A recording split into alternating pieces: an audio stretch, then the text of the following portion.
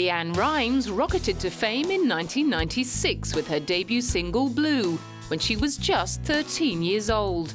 The hit broke records for its first week sales and launched a career that would see her release 7 albums by the age of 20, by which time she graduated from her country roots to a more poppy sound, much to the disapproval of many of her early fans. It was hard for a couple of years after growing up this business in front of everyone's, in front of everyone's eyes, really, and, around 16, 17, kind of taking a little bit of a break and then coming back as a woman, people were like, wow, and I think sometimes I have to fight it a little, and I have had to over the past couple of years, but it's starting to die off now because I think people are really kind of getting reacquainted with me as a woman and my music as an adult.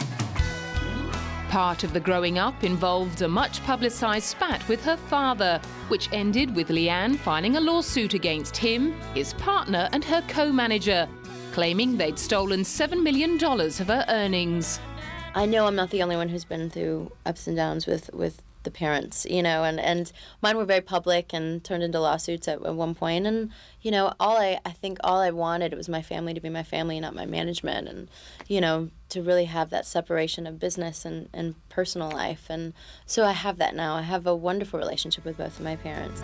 She proved that with her 2007 album, Family, which marked a return to her country origins and debuted at #4 on the Billboard 200 chart. But I kind of wear it all on my sleeve. I don't hide anything, especially on this record.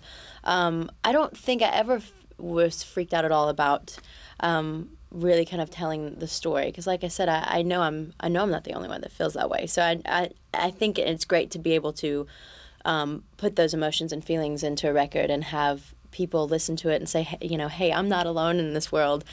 Look, LeAnn Rimes feels the same way I do. She even talks about it in her music. Not that making herself emotionally available in her music means granting the media open slather. It's just so hard to keep your personal life private now.